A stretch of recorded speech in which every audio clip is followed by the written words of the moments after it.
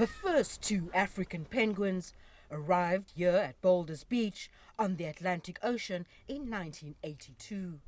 They bred successfully the following year, and in 2005 there were nearly 4,000 of them in this colony.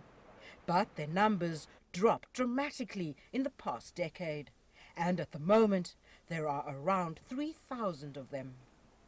Historically, there were around 2 million breeding pairs of African penguins along our southern African coastline. At the moment, there's somewhere between 19 to 21,000 breeding pairs remaining, which is around about 1% of the population existing. And that trend in its current decline could lead to the extinction of the African penguin in the wild in the next 10 years if we don't put adequate conservation measures in place to arrest that decline. And as conservation managers, we need to ensure their survival.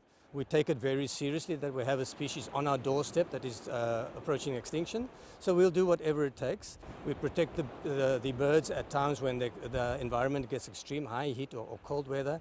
Obviously we have marine accidents where the birds sometimes get covered in oil and they can die. Major threats to African penguins are marine oil pollution and a decrease in food supply from the ocean, such as pilchards, sardines and anchovies. And wildlife experts are so concerned about the dwindling numbers of the species, they're doing everything in their power to improve the penguins' breeding success rate. This includes providing the penguins with specially designed nesting boxes in which they can burrow, incubate their eggs and protect their chicks from predators and harsh environmental conditions. Conservation officials decided to introduce the artificial nest boxes about 5 years ago in an attempt to stop the decline of the African penguin population along the southern African coastline. A percentage of the population of African penguins nest just simply in open ground. So they'll have a bit of a depression, they'll gather plant material around and they'll create an open nest.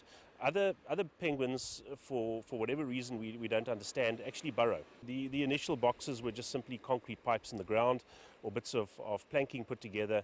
We've now got to a stage where we've got a glass fiber mold which we're testing. It hasn't proven to be too successful, but we're trying to find out the reasons why and improve that design to ensure that we have a far greater nesting success and that the penguins use far more of them. A penguin, as we know it anywhere, is really an amazing animal because it has to live on both the land as well as in the ocean. So they are almost a magical species for people to be able to see. And to get to see them this close is really a special privilege.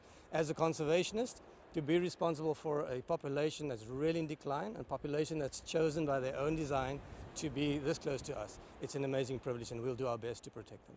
Boulders Beach has become a major tourist attraction near Cape Town, with over 600,000 visitors flocking here annually to get as close as possible to these burrow nesting birds without disturbing their natural habitat.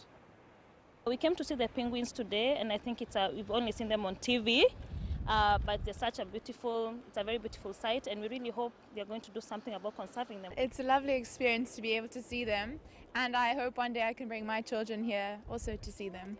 The possibility of my kids not seeing these animals is absolutely heartbreaking. They're so majestic and they're having a terrific experience enjoying them, so I'd hope that generations to come can enjoy these beautiful animals. René, CCTV, Simonstown in South Africa's Western Cape Province.